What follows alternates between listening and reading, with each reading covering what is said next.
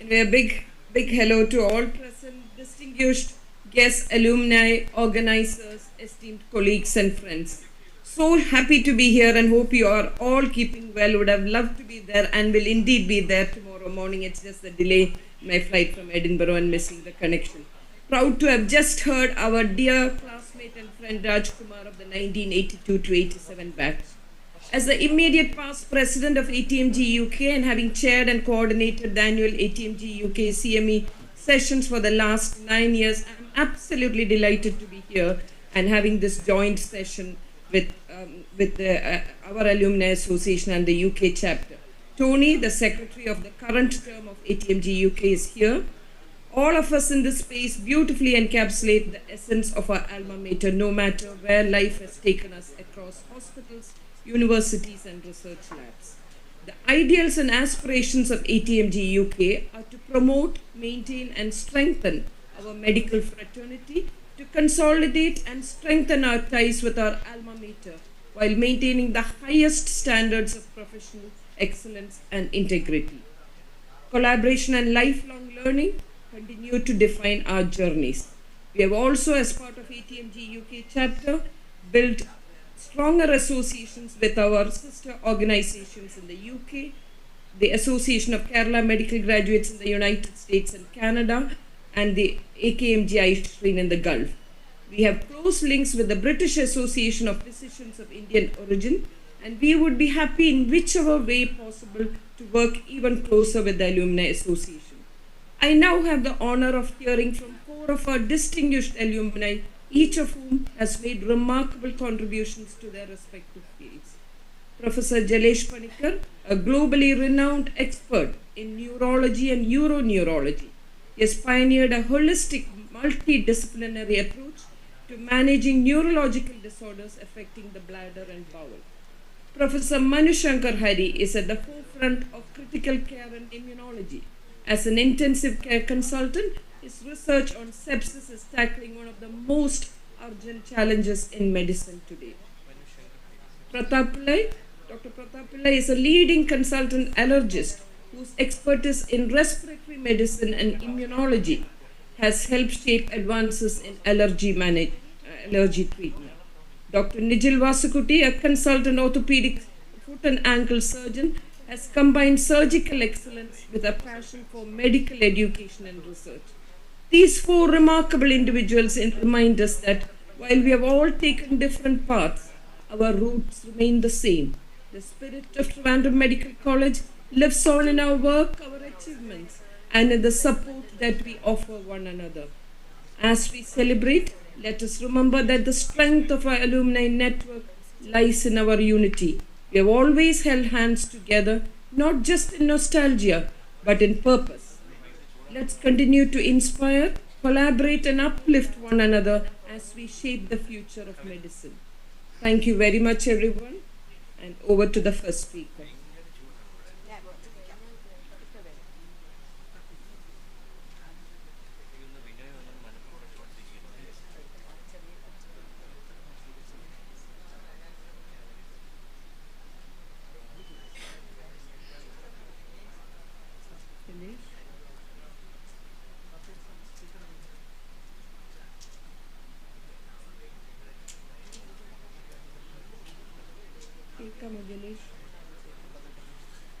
Good afternoon. Yes, I can hear. I have there's a recording that's been sent through Zoom.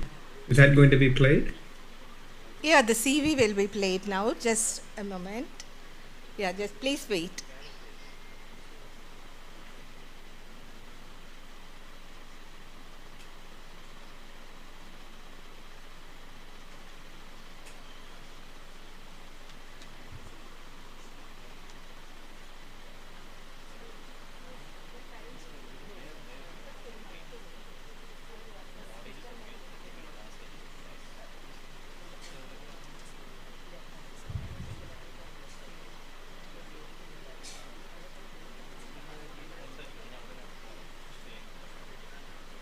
Shall I do my presentation live? Yes, Dr. Jalesh, sorry for the technical problems. You can start your session. You can start talking. Can you do it live? Yes, I can do it right. Let me just get the presentation up. It'll be just a minute. Okay, you can share the screen and start.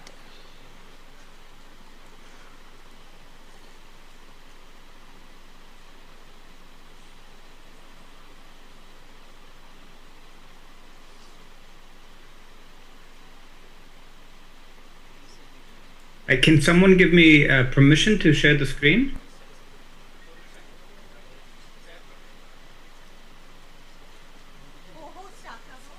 Whilst I get the permission, so my name is Jalesh Panikar. Yeah, will be given now, right now. Thank you. So proud to be an alumni of Medical College Trivandrum from 91 to 96. Did my MD General Medicine at Trivandrum as well, and then went to NIMHANS in 2002 in Bangalore for my DM. Proud to serve back in Cochin for 3 years, and then came to the UK in 2007. So I now have permission to share, which I will do. And so I will take you through a journey about the neurogenic bladder in the next sort of 20 minutes or so. So currently I'm based at University College London. I'm a neurologist, as Cheche had mentioned. But my interest is anything below the belt, so neurogenic bladder, bowel and sexual dysfunction. And I work at Queen Square, belong to UCLH Foundation Trust. My disclosures, none of which are relevant to this morning's presentation. So I will start with a sort of a case vignette of a patient that you might see if you're a general physician, if you are an orthopedic surgeon, if you are a urologist, you're doing general practice. 62-year-old lady with Parkinson's, 5 years duration, reports some urinary symptoms of urinary urgency incontinence occurring twice a week, going to the toilet around 15 times in a day, getting up at night 4 times. When you ask her, she says that I'm actually producing more urine in the night than in the day. So there's not just an overactive bladder, but there's also increased urine production in the night that we call nocturnal polyuria. She's also telling you about a mild degree of urinary hesitancy. Her fluid intake is roughly fine, doesn't report any urinary tract infections. Now, I suppose the questions in your mind is, why does she experience urinary incontinence? How do these symptoms impact the patient and her family? Is there a risk for developing renal complications later on in the journey? And of course, how do we manage these symptoms? How do we improve her quality of life? Now, you may think this is a very niche topic, but actually, anyone who sees neurological patients, more often than not, you will encounter bladder problems. If it's conditions like spinal cord injury or multiple sclerosis, the percentage of patients approaches 100%, whereas in conditions such as diabetes, stroke, Parkinson's, Alzheimer's, though the figures are around sort of 40 to 50%, in real practice, the figures are much, much greater. Now, when you ask patients about their symptoms, you'll find that often bladder problems fare on top. So if we administer a validated questionnaire called the NMS question, patient with Parkinson's disease, and ask about their different non-motor symptoms, everything except their problems with mobility and their bradykinesia and rigidity, for example, bladder problems fares on top. Nearly 60% report nocturia and urinary urgency. Likewise, in multiple sclerosis, if you ask patients about what are the symptoms that are bothering you, you'll find that bladder problems fares in the top 10. And in this particular survey of more than 2,000 patients in Australia, nearly 90% reported urinary problems. And more than 70 were classified as problem having an impact that is moderate or high. Now, there are several causes for urinary incontinence. Those of you who are urologists, apologies, this is a neurologist talking about incontinence. But those of you who are not urologists, think about your medical school days. You think about there's an overactive bladder. This leads to urgency incontinence. There could be leakage because of a weak pelvic floor with effort and exertion, stress incontinence. And of course, there may be a continuous incontinence because of retention that we call overflow incontinence. However, in the context of incontinence, a neurological disease, there could be what's called functional incontinence, where the patient may have issues with mobility or accessing a toilet. So there's a degree of an overactive bladder resulting in urge that by the time the patient reaches the toilet because of poor mobility, they become incontinent. Or it may be much more complex. There may be cognitive impairment, for example, a visual spatial disorientation, which means that you and I will know where the exit to your room is. But someone with dementia, who will be confused where the toilet is, and when they experience an urge, in that confusion become incontinent.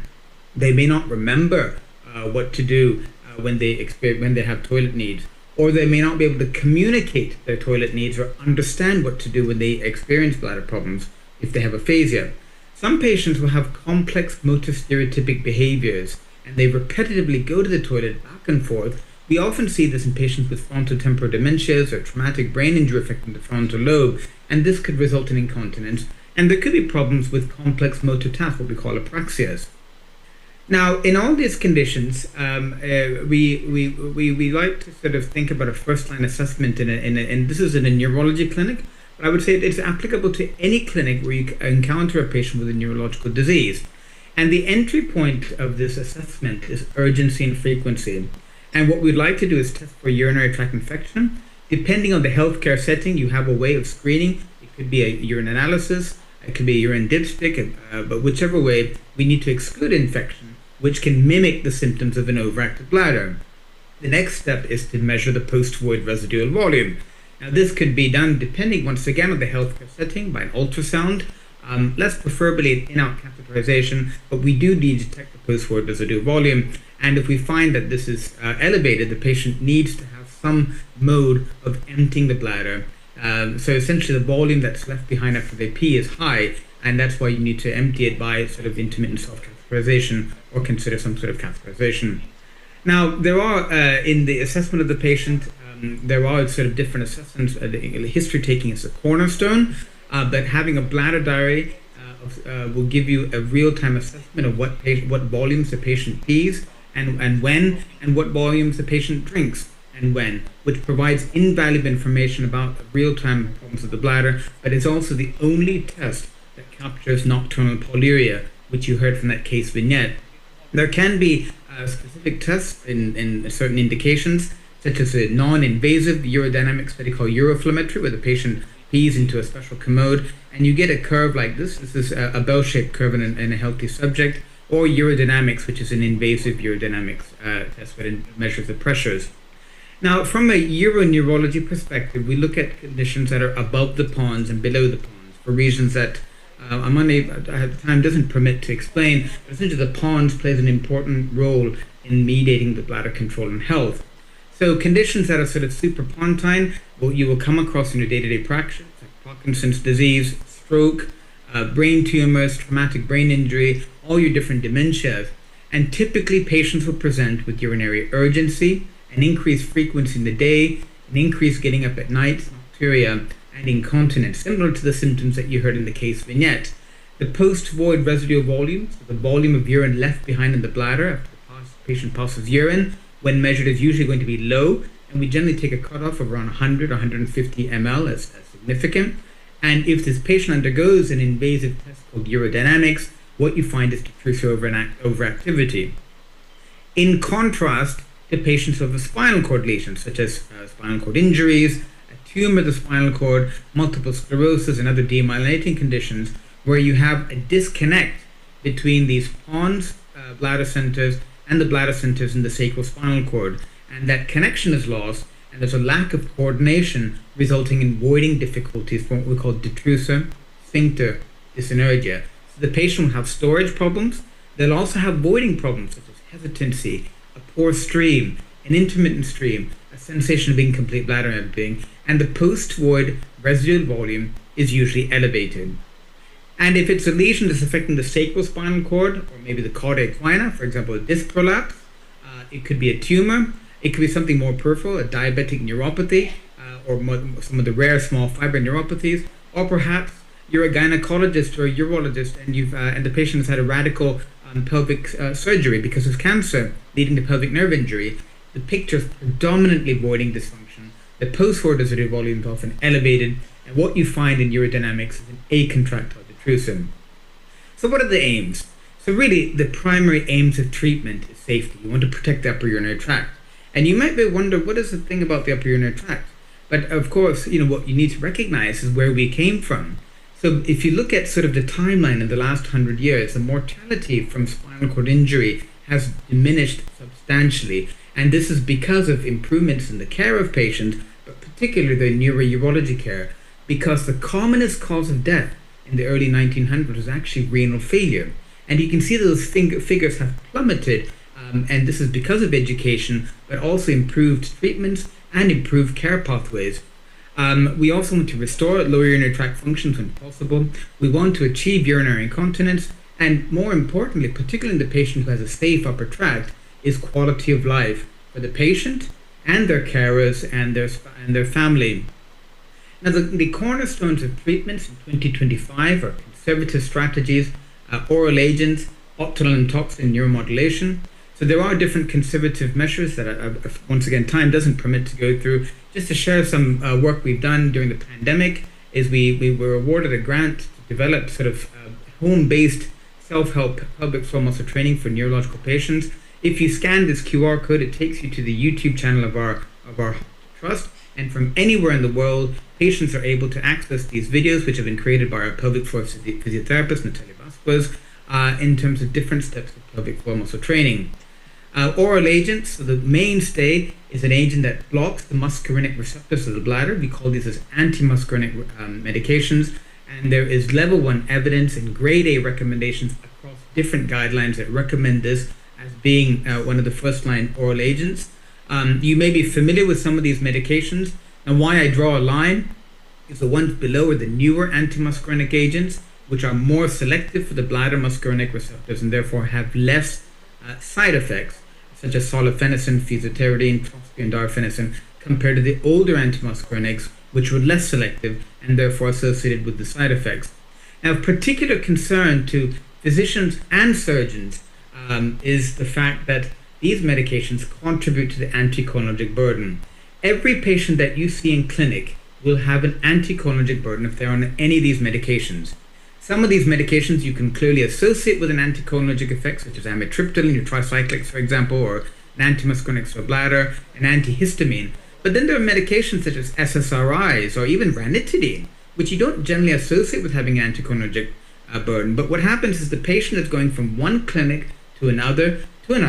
What we do is we prescribe, and we're piling up their anticholinergic burden. And in an at-risk population, such as the lady in the case vignette, a greater anticholinergic burden may be associated with cognitive impairment, increased falls, and thereby increased hospitalization, and increased rates of institutionalization in a nursing home, and increased mortality. We know that these antimuscarinic agents can have the short-term cognitive effects well known. In fact, in the United States, pilots are not allowed to fly if they're on one of the antimuscarinics called oxybutynin. And there are the newer ones that I alluded to earlier, where there's considered no significant difference in terms of cognitive impairment compared to placebo. And so if we would like to choose an antimuscarinic agent, we would want to choose one that is relatively impermeable to the blood-brain barrier. It's based on its physical chemical properties, and therefore it can't enter into the brain and bind to the muscarinic receptors in the brain, particularly hippocampus, such as trospium chloride. Or you would choose an antimuscarinic that is actively extruded out. So it reaches the blood-brain barrier, but it's actively extruded out through an active transport mechanism, and thereby doesn't cross into the brain, such as darfenacin, trospium, or fesoterodine. Now, moving on to an entirely different oral agent, so these are not antimuscarinics, are agents that bind to the beta-3 receptor on the bladder, and these are called beta-3 receptor agonists. You have mirabegron, and more recently that's been introduced in the United States, in the United Kingdom, in Europe, and maybe in India as well, is vibegron.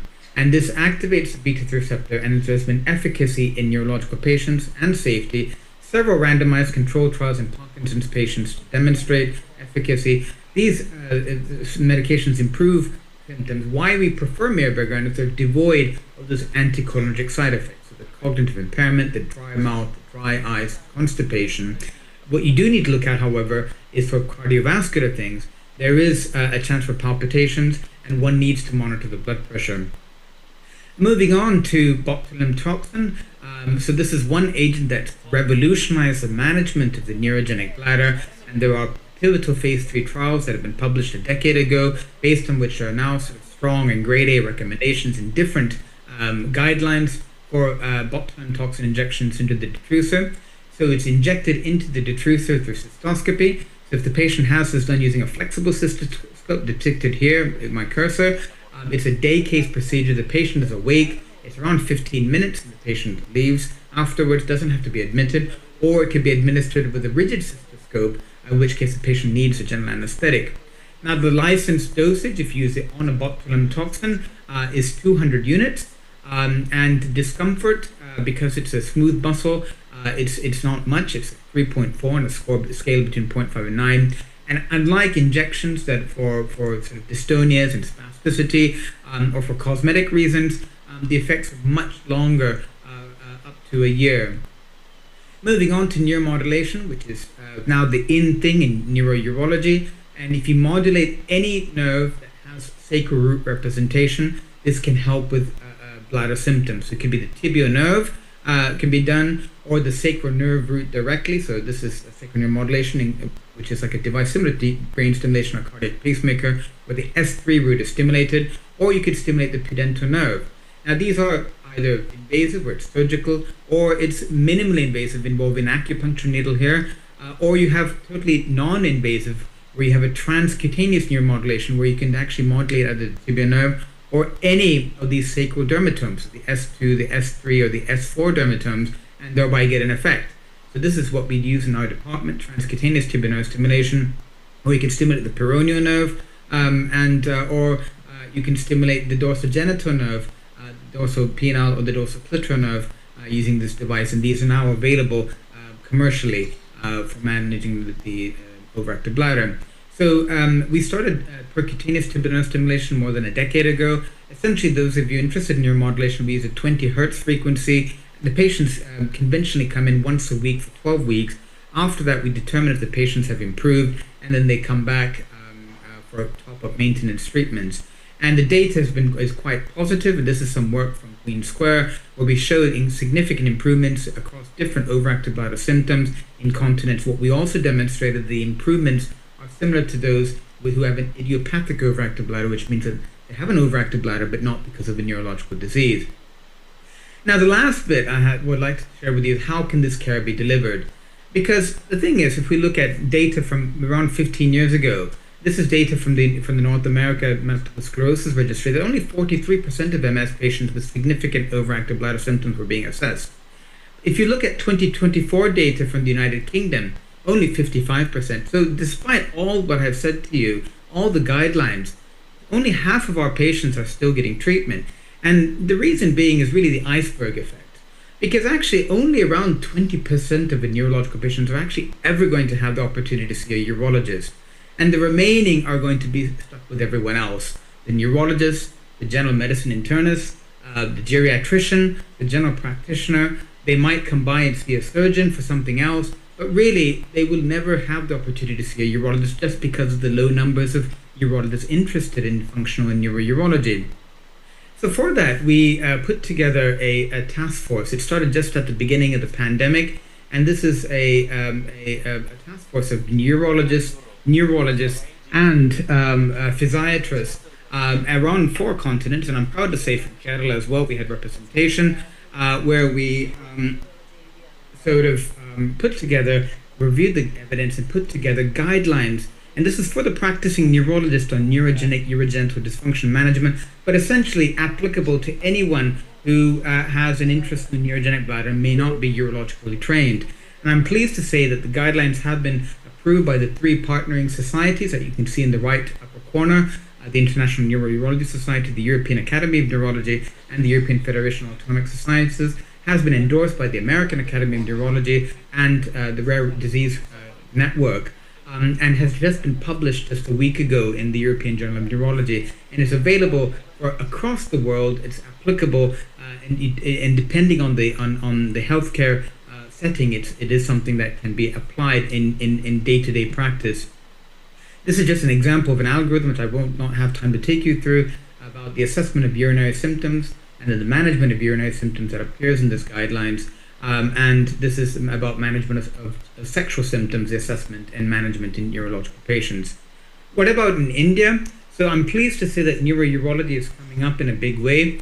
And once again, a pandemic project that is continuing is that between UCL and Amrita Institute in Kochi, So though I've left Amrita Institute, I'm proud to say that I have a very close link, and we have set up a fortnightly case discussion where we discuss cases, and this is sort of a neurology, urology, and a physiatrist who come together, and it's still every alternate weeks, and I'm sure if the governance, I said anyone who's listening to this meeting can actually join it because it is online. We have also now set up sort of annual neurourology updates, and so this is the program from 2024, and we have a program in 3 weeks' time in Cochin. And those of you who've been inspired by this talk and would like to know more about the neurogenic bladder, I would encourage you to attend this meeting in Cochin on the 12th and 13th of April of next month. So in conclusion, the neurogenic bladder, one size certainly does not fit all, and that's perhaps my most important message I'd like to share, that the pattern of bladder dysfunction and the outcomes depend on the site and lesion and nature of the disease, that there are different non-surgical managements, including conservative strategies, oral agents, botulinum toxin, and neuromodulation, and it is key that as healthcare professionals across medicine and surgery that we understand the neurogenic bladder, because it can kill. It can put patients into hospital if we're not careful, and we have now guidelines and training opportunities to optimize the care of neurological patients reporting urinary symptoms. This is just an acknowledgement. These are the funders of different research grants from over the years that I've been leading on. Just to highlight our team, but I'd like to say that this isn't a one-person specialty. We have a psychologist, we have a physiotherapist, nursing, we have scientists who are, and nursing, of course, where it's a very holistic approach. And I will be a bit cheeky by just keeping up the QR code of our program next month if you're interested to join. Thank you very much. And once again, it's an absolute honor to be invited for this. And I'd like to thank the organizers for giving me this opportunity. Thank you very much.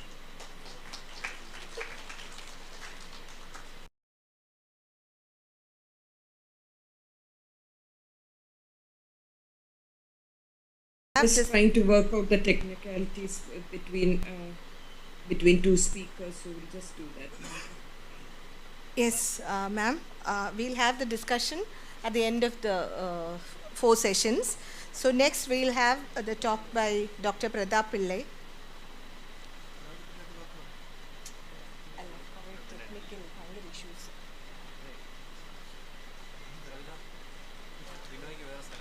So Pratap will be talking on anaphylaxis, causes, symptoms, and emergency management. Because they have all sent recorded presentations. We had run it also, they were opening, but now when we started relaying, there's some problem. So please bear with us. Anyway, they are all live on Zoom, and the connection is good. So if any problem, they'll present. So please wait. This is Dr. Pratap's CV, and very proud to say that he is my own classmate.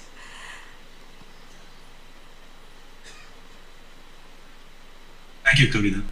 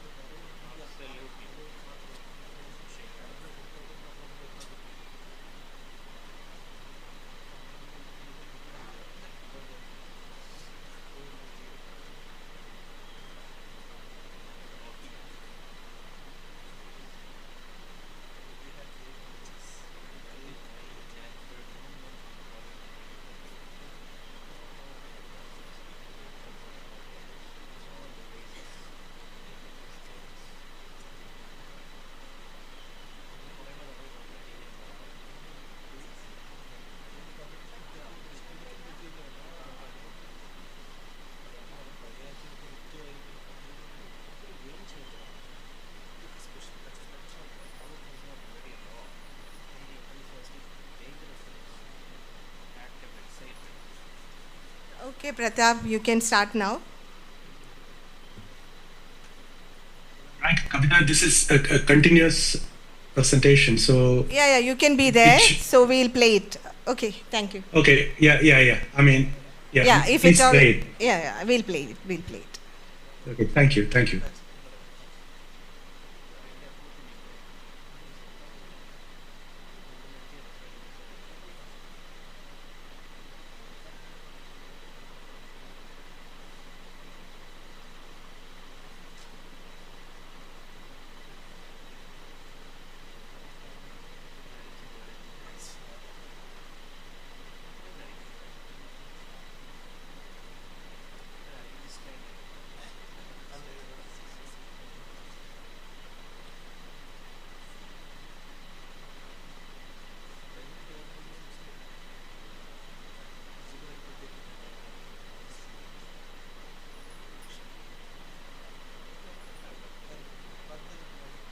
Is it playing, Kavita? I mean, I can't.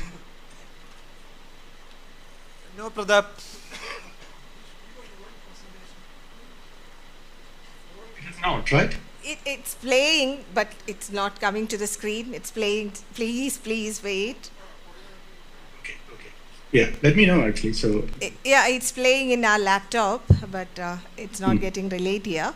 So just wait.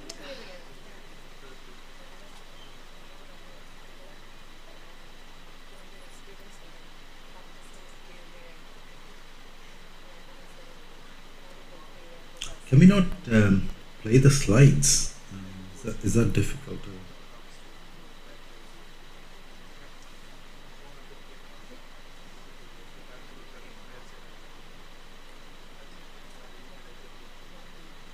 They are trying, Manu. It's just that there has been the discussion about that. So I think if Pratap can't go now, then we may need to bring Nigel, and then while they work on it and see what happens. Yeah. Just give a couple of minutes and then we'll see. No, I was saying that can we now just present it as a share slide on a Zoom? Maybe not. Yeah, yes. I'll ask him to do.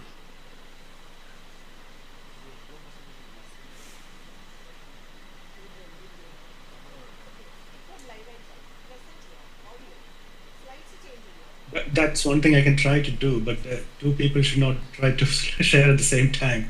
Because if they are trying, I should not try. Yeah, no, totally. Okay, agree, totally agree. I'll change the slide. So can you present from there? Is it Okay, okay? I'll try it because it's open from my. Can you Let's see? whether I have the problem. Yeah. Okay, so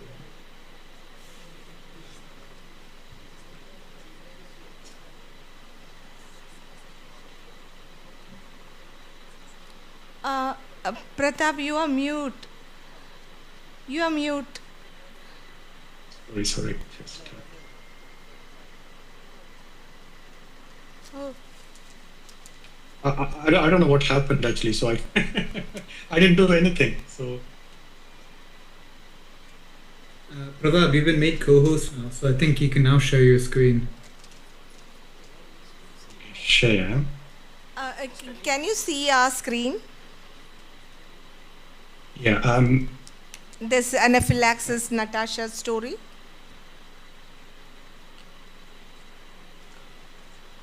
Sorry. I mean, I have to start from the beginning. So Fraz, I Can I start? Yeah. sure. Please. Please. You're very well audible, so you can start speaking. And if you want, I can change the slides, or you can change yourself. What I was thinking actually, this is working because it should play as a single. Once again, I'll try to share and try to play it. Sir, can you share the entire screen? At the bottom you have share screen. Click on that and please share the entire screen.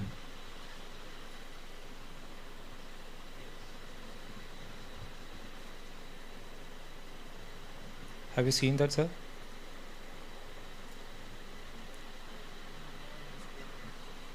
Yeah. Okay, entire screen. Yes. Entire screen. This is on entire screen now. Yeah. Share sound. So can you open this slide?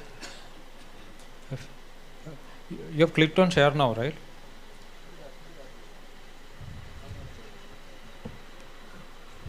Yes. Is it coming now? Yes, it has come now. Yes. So now you can present.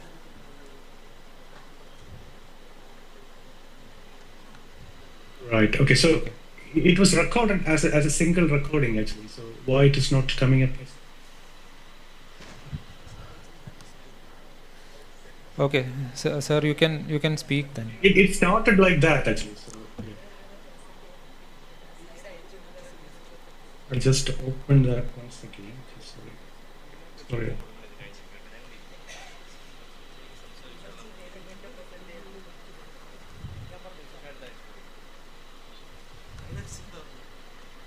Sorry.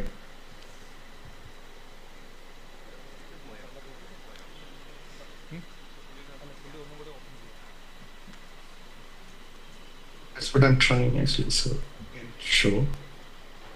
Okay. Yeah, you can do. So let me stop repeat, this again. Yeah. Yeah, repeat the same step. It came the slides that you have shown. It came just now. You can repeat the same steps. Let me try that. Yeah.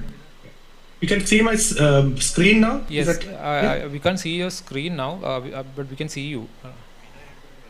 Have you shared? Okay.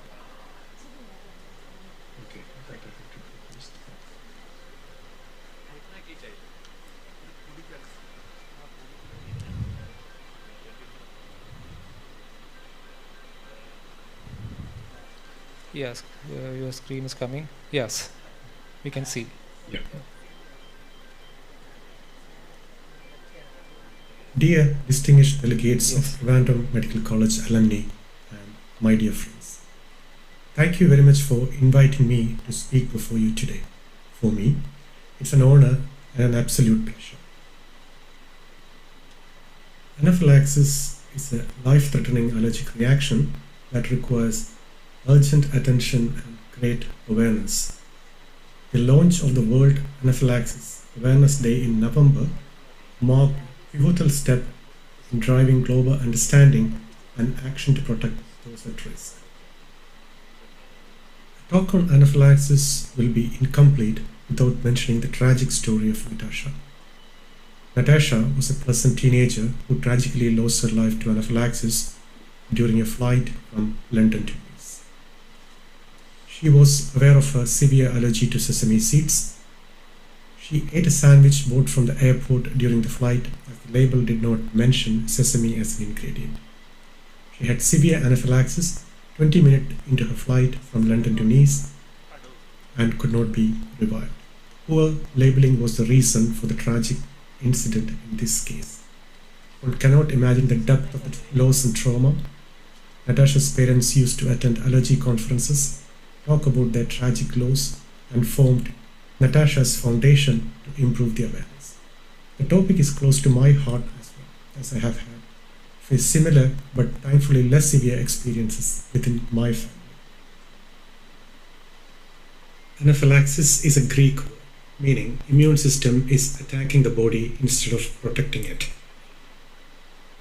The body reacting excessively to a trigger causing severe and life-threatening allergic reaction.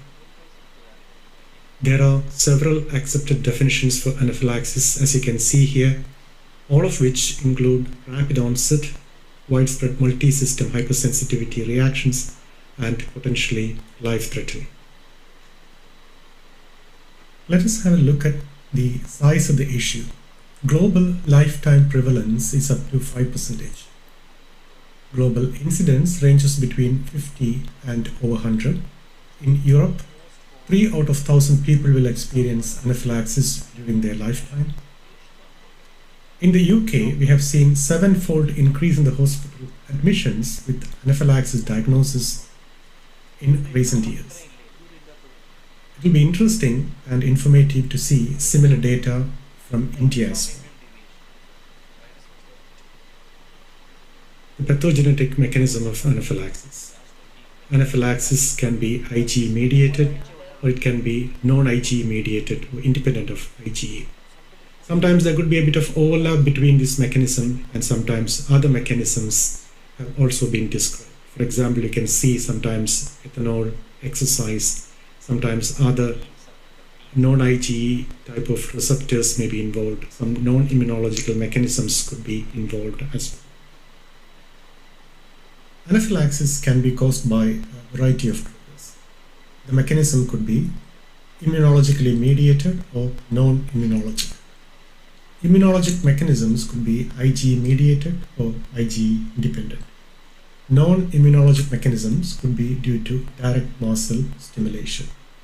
Or sometimes no cause will be identified and then we call them idiopathic. IgE mediated immunologic triggers are the most familiar ones, such as food, medications, insect venom, contrast media, and so on.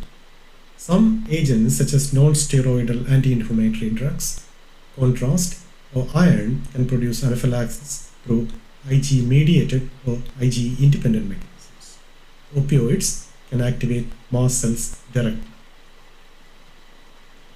Sometimes the trigger can result in anaphylaxis only in presence of a cofactor. Cofactors can be endogenous, such as mastocytosis, hormonal change such as periods or pregnancy, or exogenous factors such as exercise, presence of an infection, alcohol, certain medications. All these can act as cofactors. Anaphylaxis is a clinical diagnosis and emergency based on the presence of clinical features. As soon as you make the diagnosis, you have to start treatment to save the patient. No laboratory test will help you in an acute setting. So, you need the typical classical cutaneous symptoms plus one of the following. What are the classical cutaneous symptoms, such as skin itchiness, urticaria, or angioedematous swelling, plus a severe respiratory symptoms such as bronchospasm, stridor, or laryngeal swelling, circulatory symptoms such as hypotension, GI symptoms such as crampy abdominal pain or vomiting. In the absence of cutaneous symptoms, AOB, that's severe respiratory symptoms or circulatory symptoms, after exposure to a known or highly probable allergen, is also helpful in making a diagnosis of anaphylaxis. Once again, anaphylaxis is highly likely when typical cutaneous symptoms such as urticaria, angioedema, or itchiness are associated with respiratory compromise, circulatory collapse, or severe gastrointestinal symptoms. If typical cutaneous symptoms are absent, the onset of hypotension or respiratory compromise immediately after exposure to a known allergen is also in favor of anaphylaxis. Severity of anaphylaxis can be graded for understanding purpose, but it should not delay the diagnosis or treatment of anaphylaxis. Anaphylaxis is a medical emergency. There is no time to waste. You have to initiate treatment as soon as you suspect anaphylaxis. In patients with history of prior anaphylaxis or at risk of anaphylaxis, acute management consists of 2 steps. Self-management by the patient using emergency medications and additional interventions administered by the emergency medical team. Self-management of anaphylaxis is of utmost importance. Anaphylaxis occurs when it is most unexpected, so adrenaline should be available for the patient to carry and administer when needed, particularly in those patients who had anaphylaxis in the past or at risk of anaphylaxis. Patient should be educated and aware when to administer adrenaline. In addition, it is recommended that they always carry a personalized written anaphylaxis action plan that illustrates how to recognize anaphylaxis symptoms, instruct them how and when to use emergency medications, and then to call for medical assistance. Patients who had anaphylaxis or at risk of anaphylaxis must be prescribed 1 or more epinephrine or adrenaline auto-injectors or alternatives when such devices are not available. Products such as EpiPen or Jext are available in the UK and use educational videos. If you have been prescribed an EpiPen auto-injector, or you know someone who carries an EpiPen, it's very important to know how to use it calmly in an emergency. If it's your EpiPen auto-injector and you are well enough to administer it during an allergic reaction, you may administer the EpiPen yourself. If not, someone else should administer the EpiPen for you. EpiPen and EpiPen Junior work in exactly the same way. You can watch this video which details the correct administration technique. The EpiPen is clearly color-coded for easy identification and administration during an emergency. The safety release cap is blue and the needle shield is orange. The easy way to remember this is blue to the sky and orange to the throat. Someone experiencing anaphylaxis should be placed in a comfortable position. Most people will lie flat. People having breathing difficulties should sit up. Pregnant women should lie on their left side, and people who are unconscious should be placed in the recovery position. To remove your EpiPen from the carry case, flip open the cap and slide the EpiPen out into your dominant hand. Keep your fingers and thumb away from the orange shield as this contains the needle. With the orange shield facing down, pull off the blue safety release. Holding the thigh still, and with the EpiPen auto-injector about 10 centimeters away from the thigh, with the orange tip pointing towards the thigh at at a right angle, jab the EpiPen onto the thigh and hold in place for a full 3 seconds. A clicking sound will indicate that the device has been activated, as it is spring-loaded. You don't need to remove clothing, but avoid putting the needle through seams, buckles, or zips. When administering the EpiPen to a child, ensure the child's thigh is held still to avoid the chance of local tissue injury. After administering the EpiPen, you or someone with you should call 999 immediately, even if symptoms are improved. The person who has the anaphylactic reaction should stay lying down or seated on the ground. The patient should try and avoid standing up during anaphylaxis. Make a note of the time the EpiPen autoinjector was used. If there is no response in 5 minutes, use a second EpiPen autoinjector if available. The MHRA guidelines are for 2 autoinjectors to be carried in case additional doses of adrenaline are required. The patient will then need to be assessed in hospital in case further treatment is required. There is evidence that some patients may experience a second reaction sometime after the visit. From the 1st of October 2017, schools in England are allowed to purchase adrenaline autoinjector devices without a prescription for emergency use on children who are at risk of anaphylaxis but whose own device is not available or is not working. There is guidance in this regard available on the gov.uk website, which will also help schools that choose to keep an emergency auto-adrenaline device create a policy for using it. After administration, the viewing window of the EpiPen autoinjector will be obscured and the needle shield will be extended, so you will never see the needle. EpiPen autoinjectors contain a single pre-measured dose of adrenaline, so it can only be used once. After you have used your EpiPen autoinjector, you need to safely dispose of it. It's best to hand it to pharmacy, ambulance or hospital staff. The EpiPen autoinjector has a viewing window so you can make sure that the solution is clear and colorless. You should check it regularly, and if the solution becomes dark, cloudy or has specks floating in it, replace your EpiPen device as soon as is possible. Check your pen's expiry date. You may wish to sign up to a free EpiPen expiry reminder at epipen.co.uk. Practice regularly with your EpiPen training device to ensure you're prepared to administer EpiPen in an emergency. For further information, please log on to www.epipen.co.uk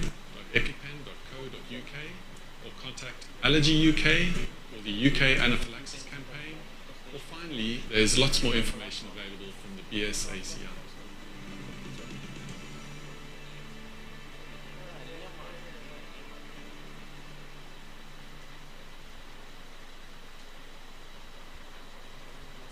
A completed or filled-in allergy action plan should be handed to the patient at the time of diagnosis of any allergies likely to result in anaphylaxis. Action plan has the details such as diagnosis, symptoms to watch for, use of emergency medications, and contact details during an emergency. In the event of anaphylaxis, it is of utmost importance to contact and present to emergency services such as an ambulance team or casualty. Anaphylaxis treatment guidelines such as this one is available for the emergency team to manage anaphylaxis, and adrenaline is the mainstay of the treatment. Tryptase is an enzyme stored in mast cells and released when mast cells degranulate during anaphylaxis. It is highly recommended to measure the tryptase levels during anaphylaxis.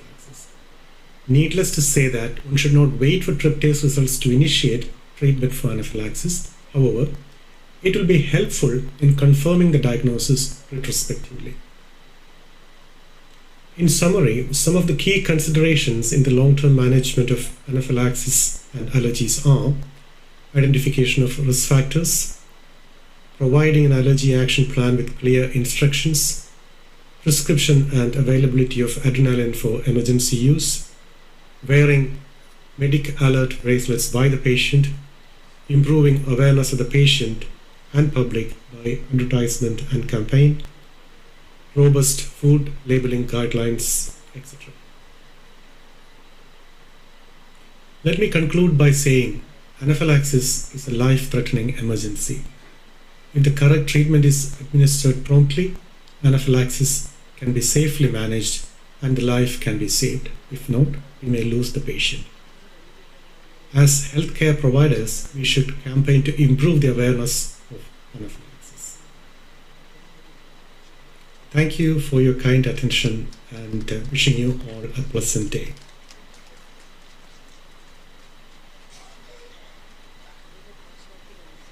Thank you, Pratap. Next over to Nigel. Thank you, Dr. Pratap. It went on well. So we'll take some questions at the end.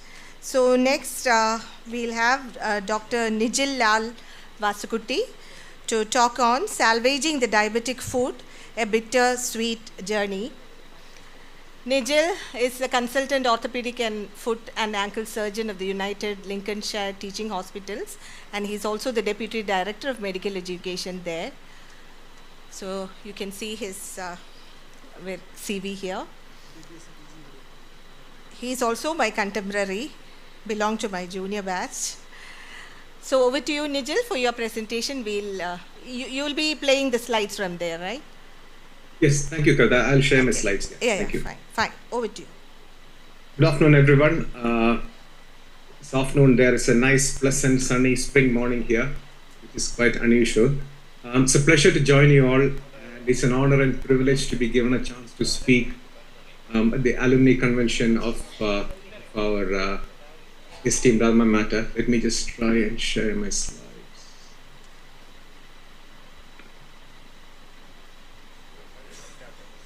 Can everyone see that, please? Yes, Nigel. Yeah, thank you. So, I'm just doing a short presentation to share my experience managing diabetic foot disease, and also share our protocols and discuss some basic principles. Now, diabetic foot disease it may sound like a very niche area, but if you are a physician, a surgeon, a general practitioner, seeing diabetes patients, there is no escape from this problem. That is, I'm from the 1989 admission MBBS batch. That's our batch at our last reunion in the old auditorium. And I remember all my teachers, professors, mentors, some of them joined at our last reunion. This is where I live now. Boston is a small town in Lincolnshire, rural England. And that's where I work. Our Lincoln Medical School and Pilgrim Hospital is my base. Now, coming down to business, what are we discussing today? I'll mention some statistics related to the burden of diabetic foot disease, how big a problem it is, both in UK and the world over. We'll go through some basic science, discuss about managing foot ulcers. There may be some unpleasant surgical pictures. Charcot foot, our MDT setup and protocols, and some case examples. So what do the numbers say about diabetes in general? So there are 537 million adults. These are stats going back to 2021 actually, living with diabetes, projected to increase to 643 million by 2030, and 75% are in middle and low income countries. This is an atlas which sort of predicts how the number of diabetics are going to increase over the next 25 years. So if you look at the Southeast Asia, we are expecting a rise of 68% in the next 25 years, which is shocking. And in Europe, there's an expected rise of about 13% in the next 25 years. And this, for anyone interested, this chart it's an interactive chart on the IDF, International Diabetes Federation website. What about the problem in UK and the Western world? So we have an annual incidence about around 5%, leading to a large number of amputations still in the UK, and US has 10,000 the number of amputations a year just due to diabetes, and the annual cost to the health service is significant. So how does the morbidity and mortality of diabetes compare to the major killer cancers? If you look at the picture on your left, 5-year survival is worse than the killer cancers because cancer management has advanced a lot, and so diabetes mortality is worse than the killer cancers, and this expenditure to the health system is also much higher than managing these major cancers. Some basic science, pathophysiology, we all know about neuropathy, angiopathy associated with diabetes. Why does that happen? We know about the accumulation of metabolic products, how it affects the blood flow to the nerves, And this neuropathy, when compounded with abnormal loading, it could be from walking on uneven surface, walking barefoot, or using ill-fitting footwear can lead to abnormal pressures, skin breakdown leading to ulcers. Angiopathy in diabetes is different to angiopathy in other diseases in that it affects the media, it's circumferential and affects large segments. You can look at that X-ray on the left. Your arteries appear like thick pipes due to the calcification. So what's the big deal with diabetic foot ulcers? Why don't they heal, and what areas do we need to focus on when treating? One is a vascular issue. One is deep-seated infection, delay in picking that up, and difficulty in managing that properly. And then offloading. Offloading means protecting the foot from taking weight or protecting the bony prominences, thus reducing the risk of the skin breaking down. So what we need is some uniformity or standardization across the board. So you need an apex body to come in, apex body to set up some, give us some guidelines. So in here we have the National Institute for Health and Care Excellence, NICE, and then there are specific guidelines for diabetic foot, and there's another guidelines that have come out in April 2016, jointly done by Foot and Ankle Society, Orthopedic Foot and Ankle Society, Vascular Society, and Diabetes UK.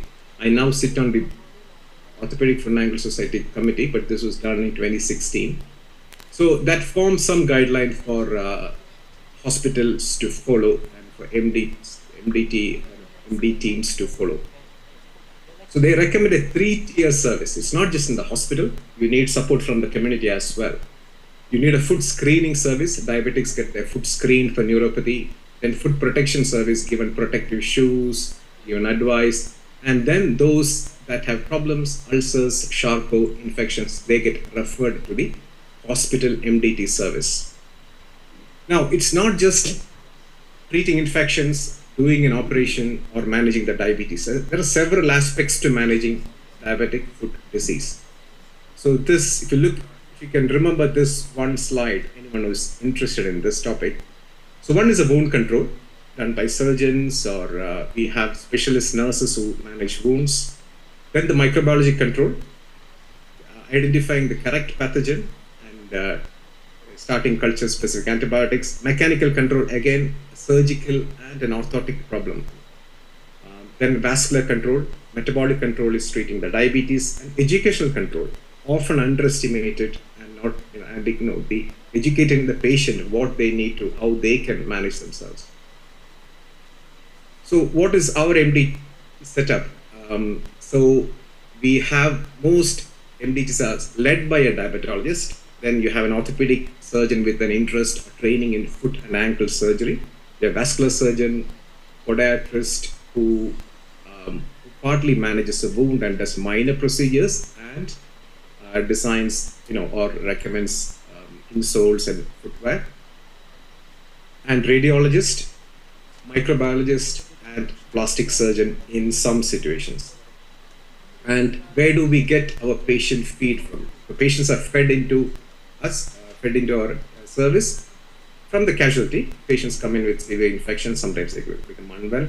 A lot of patients are referred to us from the endocrine team, the diabetologists and other specialties. And then community services, community podiatry, GPs, etc.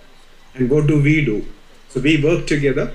We have regular meetings, at least once a week, meet with the radiologist, discuss all the cases.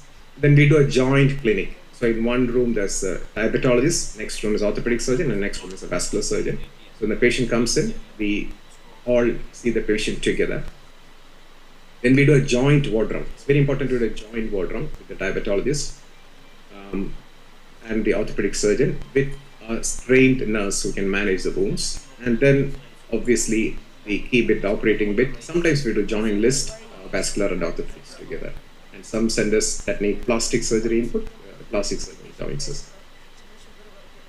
Protocol, you have an acute presentation that is now referred with the term foot attack. We talk about heart attack, stroke, brain attack. These patients are managed well and on an emergent basis.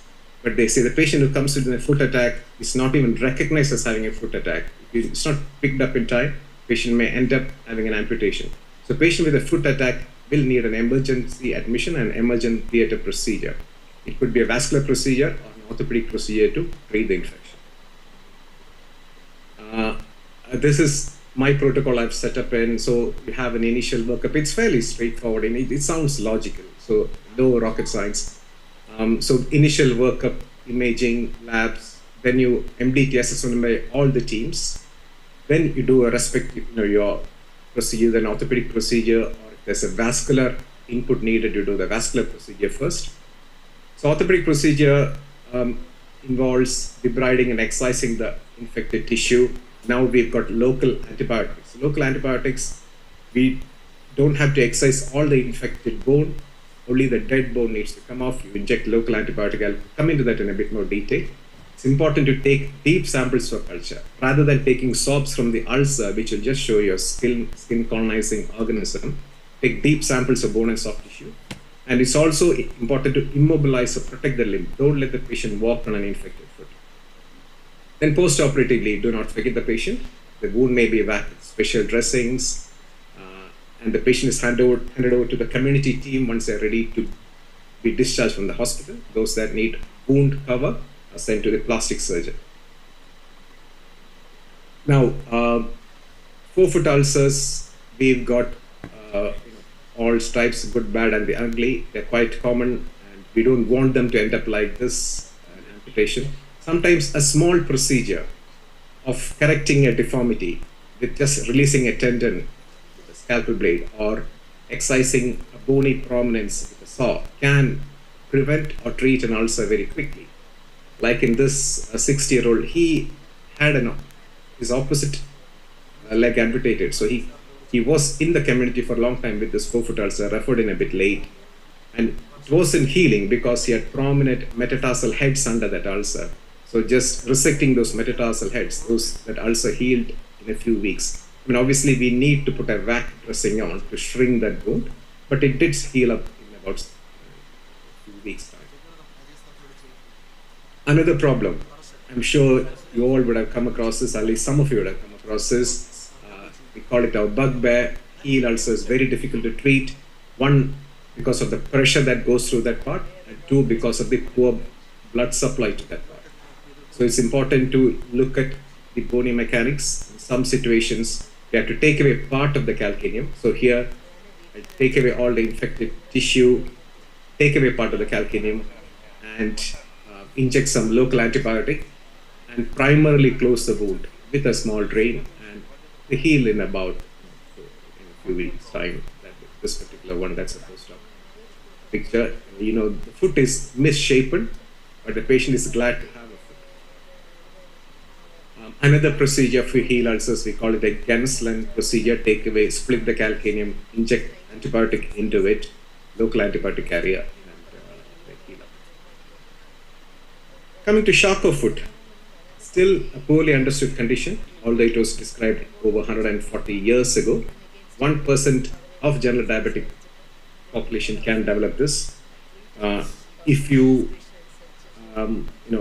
think you haven't seen a Charcot foot, I'm sure Charcot would have seen you if you're managing diabetic patients. Why does it develop? The basic science, so there is the autonomic, the neuropathy leads to, there are two theories. There's a neurotraumatic theory. Patient with neuropathy can develop repeated minor traumatic episodes. The bone develops multiple fractures and the foot collapses. Neurovascular theory is the autonomic neuropathy leading to an increased blood flow, washing off all the minerals, the osteoclasts are activated, and the bone becomes fragile and again develops multiple fractures and collapse. How do we diagnose it? Mostly the clinical picture, a swollen right foot. You do a temperature monitoring, and then you do your imaging. Plain X-rays usually pick it up. Very early stages, before any X-ray changes, an MRI scan is helpful. What is the problem with Charcot? One, it leads to a misshapen foot, and as in that picture on your right, bony bumps can lead to skin breakdown, and the patient with neuropathy will not feel. So the skin breaks down, forms an ulcer, and then you develop a deep-seated infection.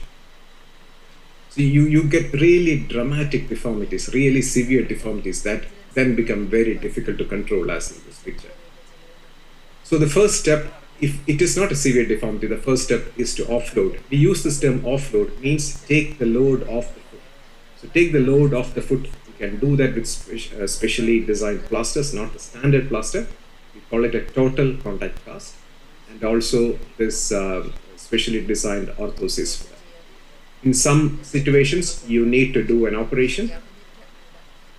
This patient, his problem started as a fracture. He went on to develop Charcot, and he came to me with this ankle full of pus and large ulcers. He had 2 hospitals offer him an amputation.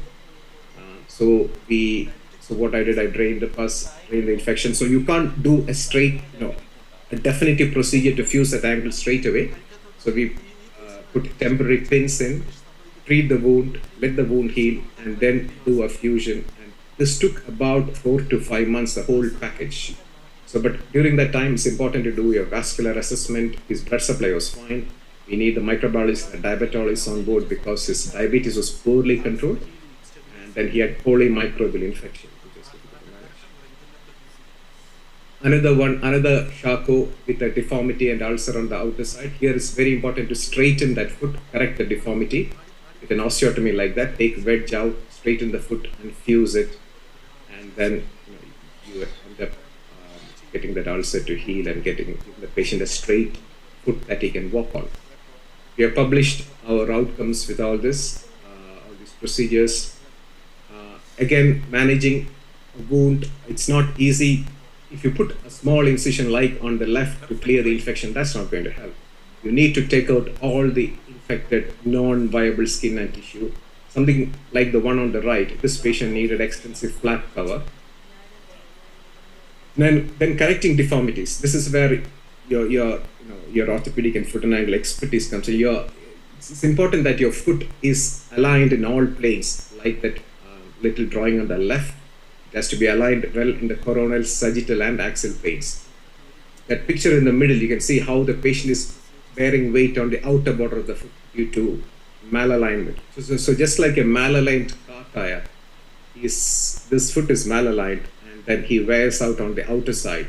And a neuropathic patient will develop an ulcer, and it can be quite late by the time they get to us. You need a plastic surgeon support to get flap cover for these ulcers. Back dressing. Back dressing has been around for a while, but not a lot of awareness of this. It's a negative pressure dressing, where these large wounds, some of them are not amenable to plastic surgery due to the poor blood flow, poor condition of the patient. So you put this back dressing on, the picture in the middle, that black color is actually the sponge. You put the sponge on, there's a continuous negative suction pressure applied, and the wound heals. The negative pressure shrinks the wound, improves the blood flow, and any serous or bloody discharge is sucked out and the wound heals. It takes time, but it works. There's a lot of literature explaining the mechanics and supporting negative pressure wound therapy. This is another one, initial debridement. Picture top on the left is a pre-op picture, and the bottom left is after VAC application. It's about 12 weeks, I think. Vascular control, very important to get your vascular surgeons on board.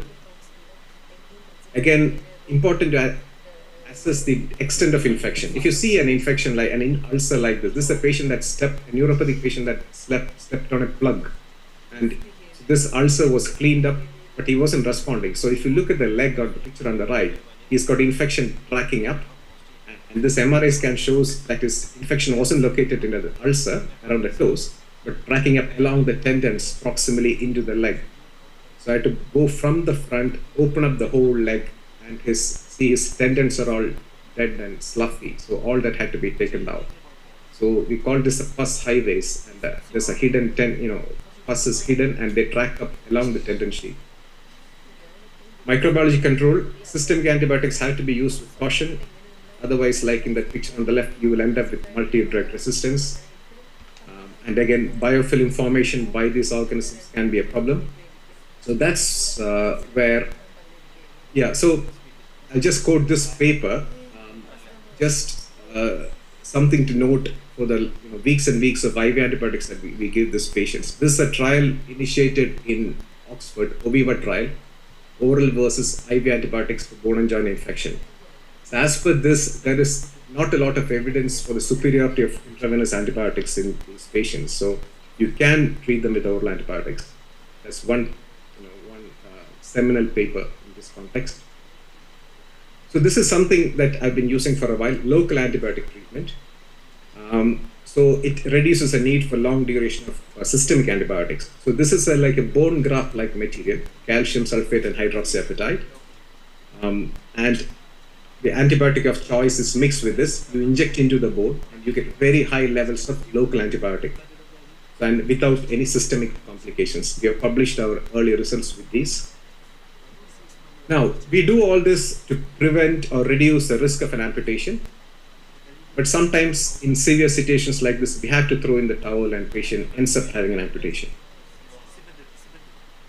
I've had colleagues ask me, why go through all this trouble, months and months of treatment? Why not give them an amputation, rehab them with prostheses, and let them get on with their life?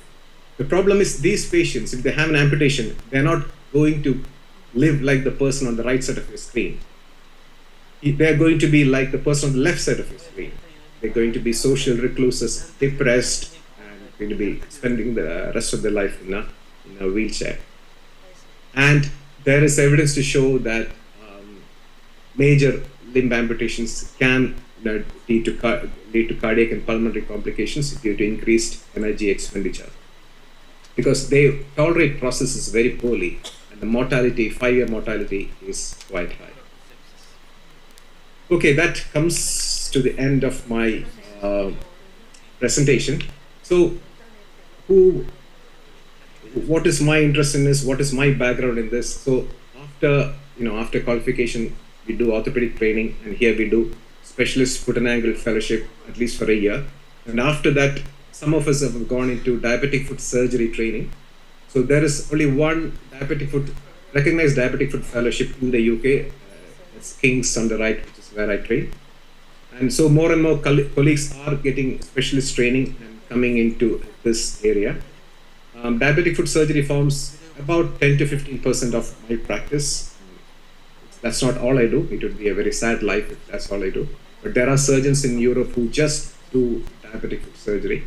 For me, my practice is about 30 to 40% general trauma, that is practice, and then elective foot and ankle surgery like sports injuries and joint replacement. And that's 10 to 15% is diabetic foot management. So if you forget all that I said today, just take home these messages. It is always a team approach. You need some sort of informal exposure or training, if not a formal training, and consider the whole patient, the function and comorbidities. The surgical decision making is important. We're all managed non-operatively initially, but when you take that key decision to do an operation is crucial. And always think of Charcot when a diabetic presents with foot problem that doesn't obviously look like a problem. And then close monitoring after you've discharged them is also very important. Also important, have fun, enjoy. This is some pictures from our last reunion. We completed 35 years, our batch last year. Putting things in perspective, I think our batch started the same year that Ramji Rao Speaking was released. And we had a nice 3-day get-together called Smriti Madhuram in college and in a resort near Trivandrum. Thank you very much. We can have a discussion at the end. Thank you, Nigel. It was an excellent presentation, very well audible. And now we'll go to the last talk of this UK chapter, joint session with UK chapter, Sepsis, Immunology and Immunomodulation, a question for the prime time by Dr. Manu Shankar Hari. As you can see here, Dr. Manu Shankar is a full professor of translational critical care medicine, the University of Edinburgh, UK, and he has several achievements, publications, and I think one is worth mentioning, ranked 9th amongst the global experts on sepsis. So we have the right person to talk on sepsis. Over to you, Hari. He'll be presenting live. I'm just going to share my slides, and can someone tell me that they can see it? We can see you now. Okay, can you see my slides now? Yes, yes. Yes, Manu. Yeah. And you can hear me? Yes. Great. Thanks again, Dr. Devka and the ATMG for the invitation to come and speak to you about sepsis. As others have highlighted, it's an honor to come back to the place where it all started, and I'm really grateful for the opportunity to share some of my insights with you. Just to give you an idea, that's where I currently live and work, which is Edinburgh there on the background. It's a beautiful city. And that's where my lab and the research team is based. That's called the Institute of Regeneration and Repair. It's part of University of Edinburgh.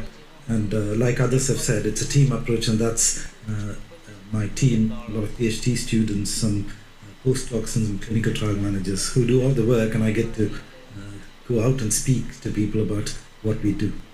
So just to acknowledge my funders and people who support my research. Most of my funding comes through various research programs, including the NIHR program, and these are my views, not necessarily of the views of the Department of Health. I have to say that as part of my conflict declaration.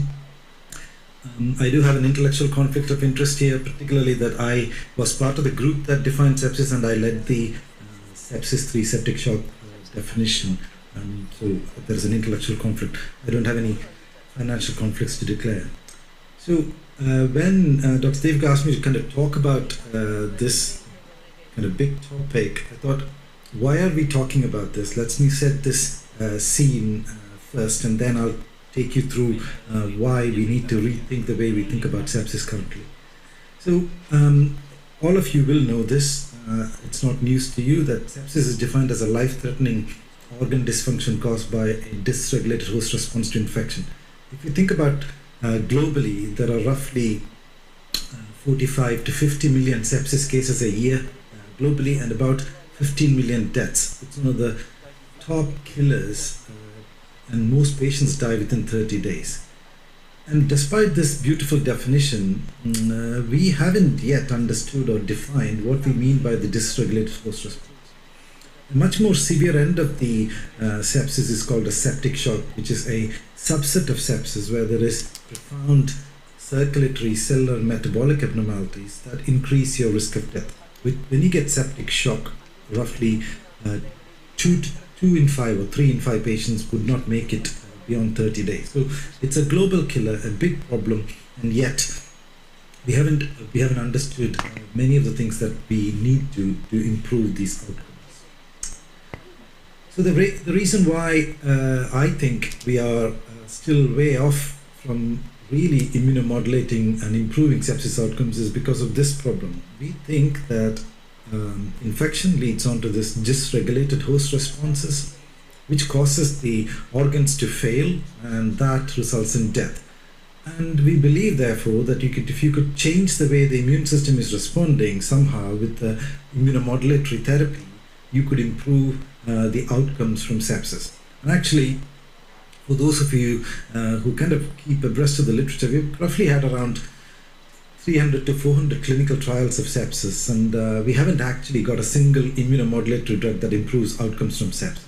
So we have a real problem to tackle when you think about 50 million deaths a year globally.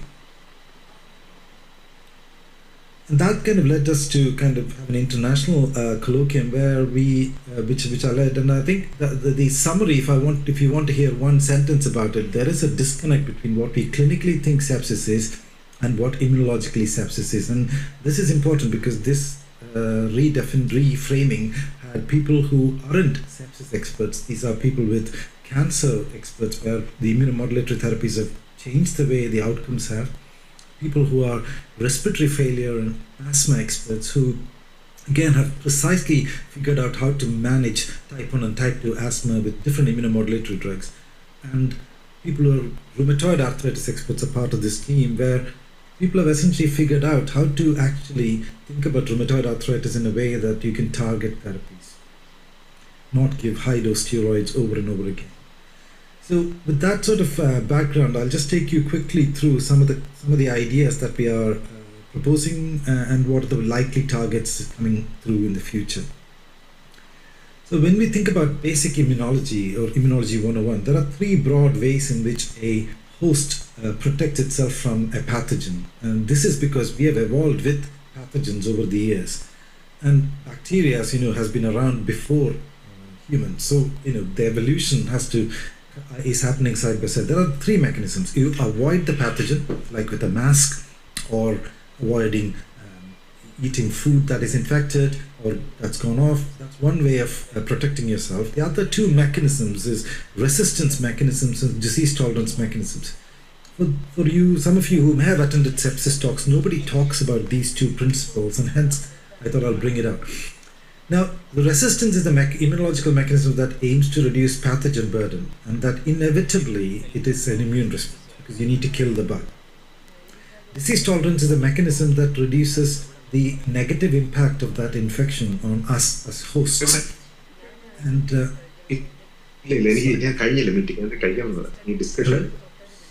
can you hear me? Okay. The disease tolerance essentially is trying to reduce the host damage, and that can be explained in a few slides.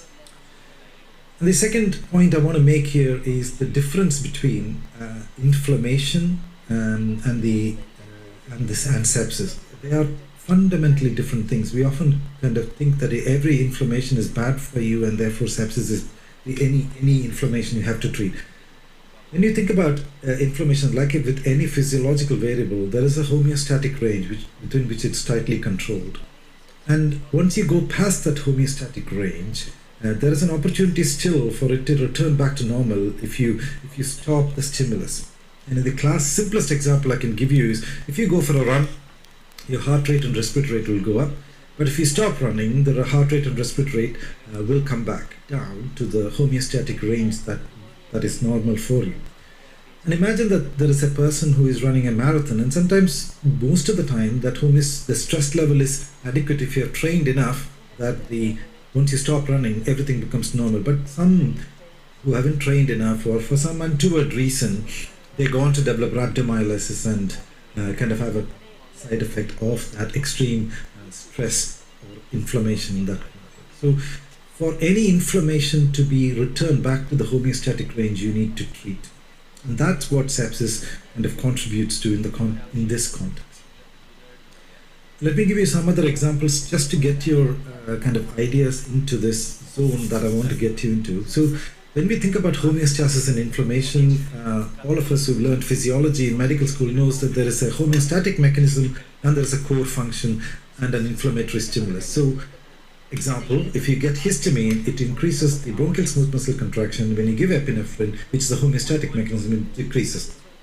The homeostatic mechanism could also be related to a core function. For example, if you smoke, as an example, you change the way the epithelial differentiation happens, and IL-13 goes up and your mucus goblet secretions go up, and if you stop smoking, the notch signals come back and that epithelial differentiation is all kind of returns back to normal. So homeostasis and inflammation is not just unique to sepsis, it's in every disease that we are treating today.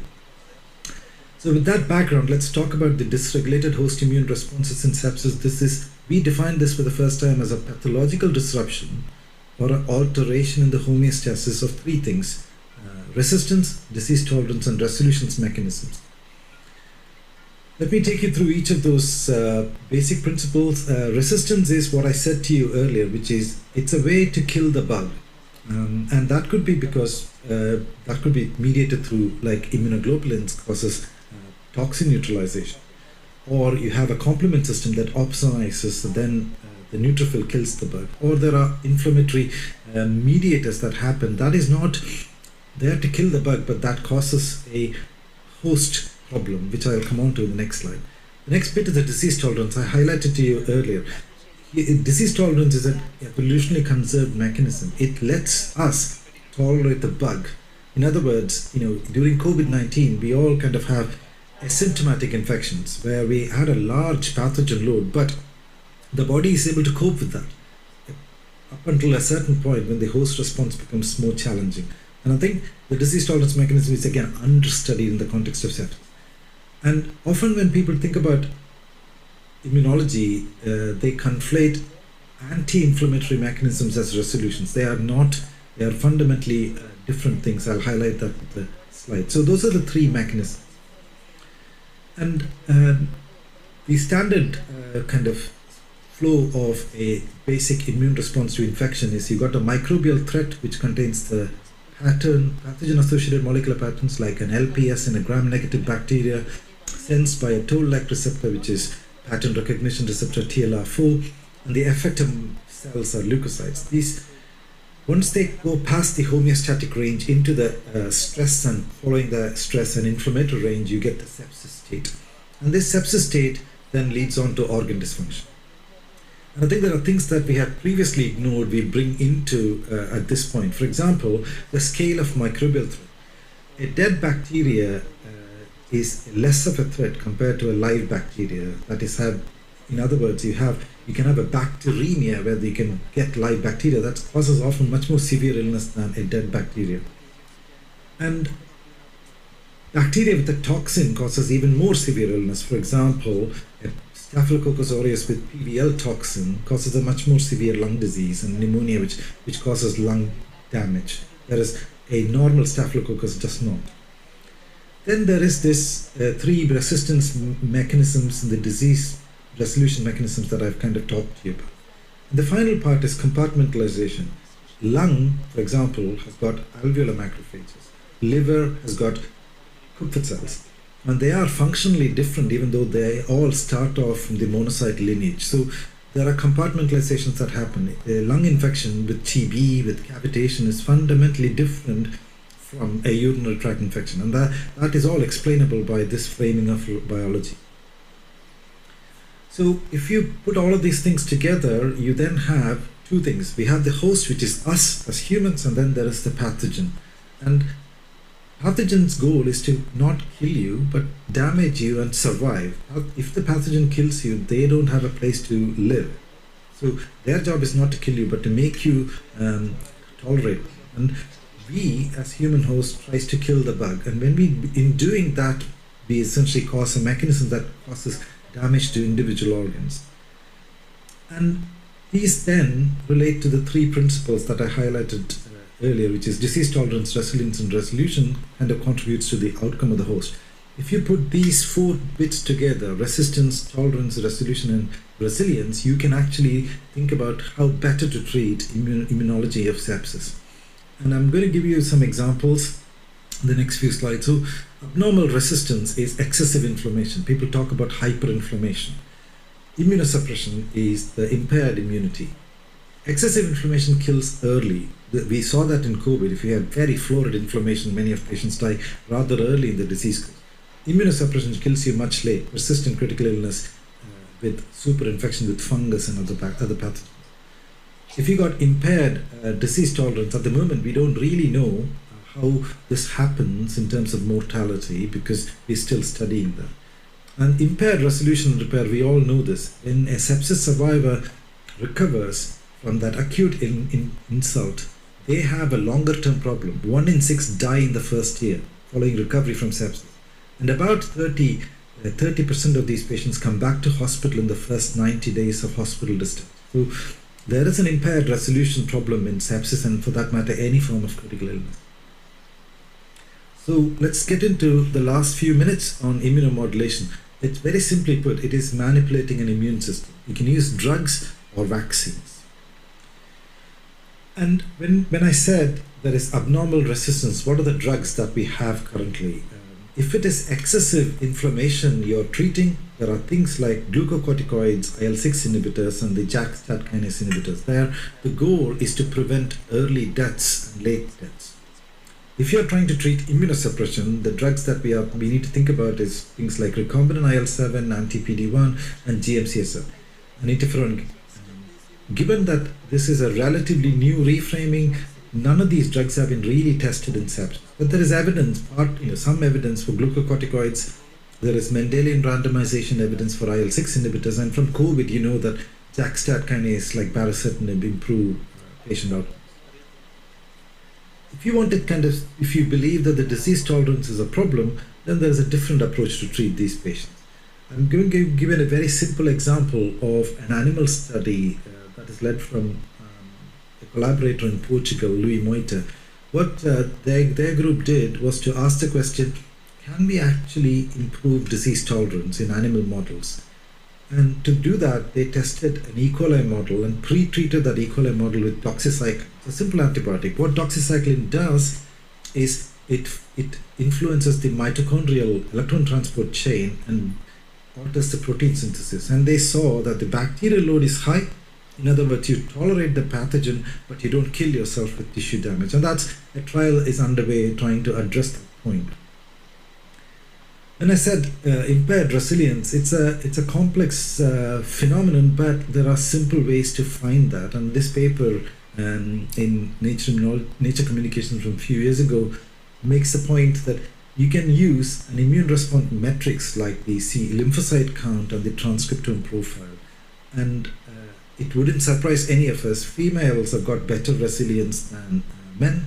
And if you have people talk about flu, and men have got a worse outcome compared to women because they are unable to kind of mount an appropriate response. And here again, you can change the way our resilience and tolerance happens with drugs like anthracyclines, tetracyclines, metformin, and some of the microbiome-derived metabolites. I started by saying that the patients who recover from sepsis, 1 in 6 die, and that's where the resolution probably comes in handy. And resolution is different from anti-inflammatory mechanisms, and the resolution is this middle part of your screen where what the goal there is to clear the tissue edema. Patients with sepsis often have significant edema. They change the way in which macrophages function, for example, through reprogramming of their immune response. And the profile of resolution is different from anti-inflammatory therapy. If you give anti-inflammatory therapy, you don't change the resolution. The pro-resolutions treatment alter the resolutions at the later stage. The blue line in the middle with the treatment. And again, there are things like low-dose aspirin, glucocorticoids, and lipid mediators contribute to this resolution phenomenon that I'm going to kind of highlight. So to kind of give you some take-home messages, sepsis immune response, we have defined it for the first time as a pathological disruption or alteration in the homeostasis of the resistance, disease tolerance, and resolutions mechanisms occurring concurrently. And I explained that the resistance is an effective mechanism that reduces pathogen burden, disease tolerance, tolerate the pathogen without killing you, and the resolution is an active process, very different from anti-inflammatory mechanisms, and that is an important thing when people recover to try and improve their longer-term outcomes. And it is complex, but this sort of reframing may give us the opportunity to actually enable precision medicine in the future. With that, I'll stop, and thanks again for the organizers to giving me this opportunity.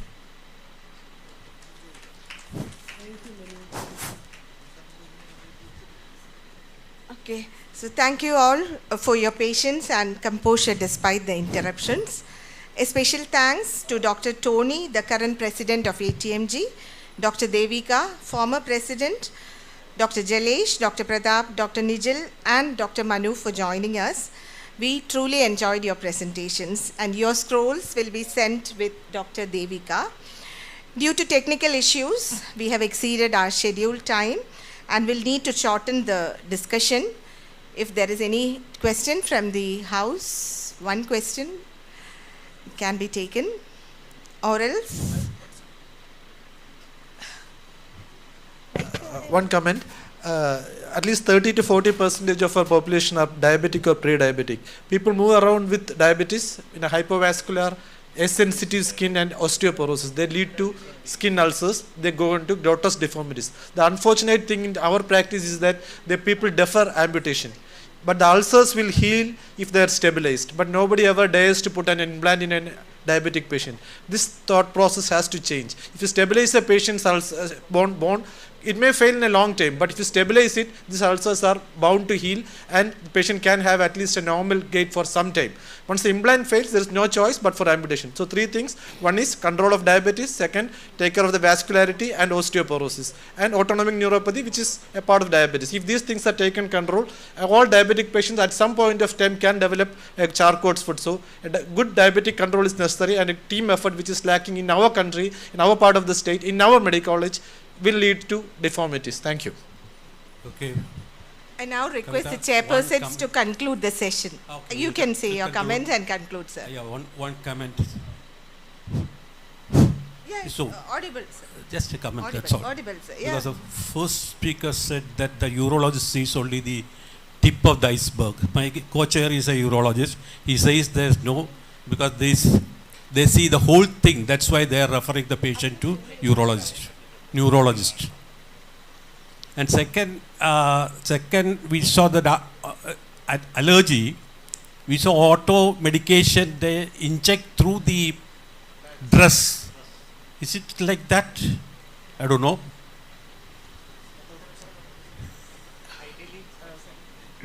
Can I answer? Yeah, is that a question? Yeah, I'm sure that. Yeah, ideally you have to lift the cloth. But in an emergency, even if it pierces, it might go. But then it's a small needle actually. It could break. It has to be directly on the skin. Thank you for the question. Actually, I mean that opens up a discussion here. So that demonstration, I mean, if I could answer that video was using the EpiPen auto injector. I'm sure that the people who have seen the EpiPen needle, it's not a very a narrow or fine needle actually. So it is designed to, the EpiPen needle or the needle from the Jext auto injector is designed to inject through the cloth. So if you're using a different type of needle, maybe your approach will also be different.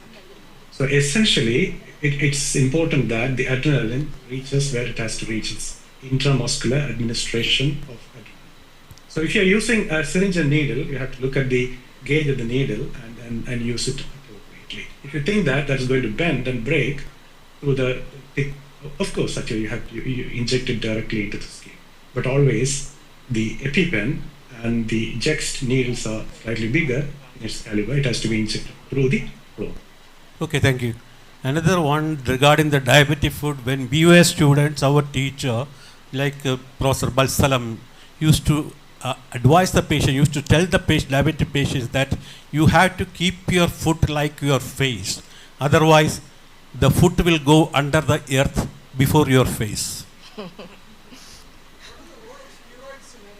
So just regarding Binoy's comment, Binoy, yeah, you're right.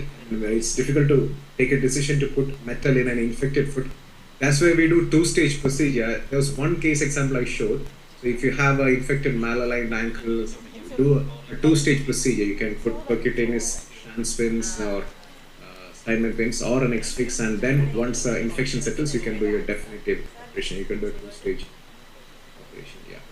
And you need just response to a second comment. Hello? You need a community team.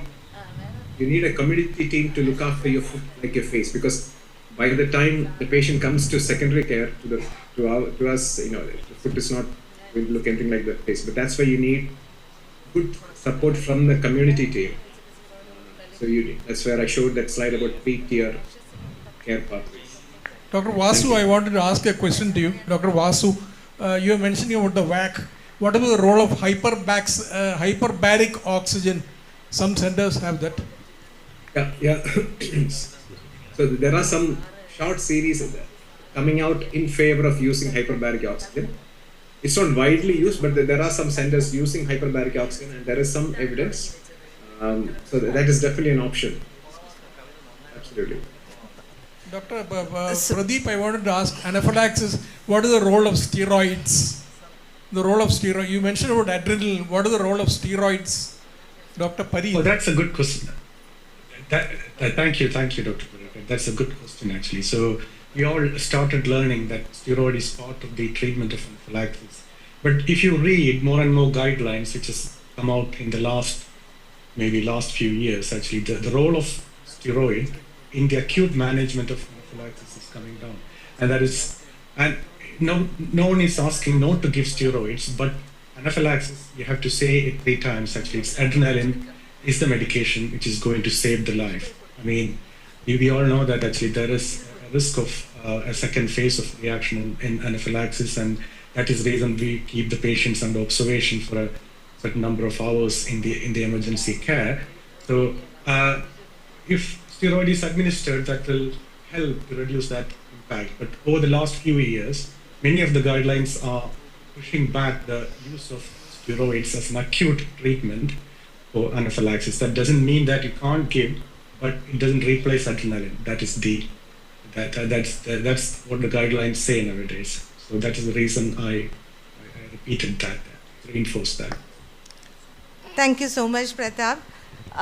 Thanks once again for joining us, but please don't leave. Let's have a group photo with the chairpersons and moderators and you all on the background. So, thank you. Thank you. We are moving to the next session. Thank you. Thank you. Thank you very much. Thank you all. Thank you. Thank you. Thank you. We have an announcement to make. Before we start the next session, after the session, buses will be available to Giridevam Convention Center. All are requested to board the bus by 5:15. And the last session for today is Professor Pichumani Living Legend Symposium. I invite Dr. Girija ma'am for opening the session. Good afternoon, everybody. Now, new emerging and re-emerging and deliberately emerging infections are now entered in the vocabulary of medical science, and no year is passing without announcing a new disease in some parts of the world. So we have, with the relevance of that, we have selected the topic newer concepts and practice guidelines for the symposium. The symposium is under Living Legend Symposium. The living legend is Dr. Pichumani sir. Sir, please, I request sir to take the seat on dais. And I also invite the chairpersons, Jayom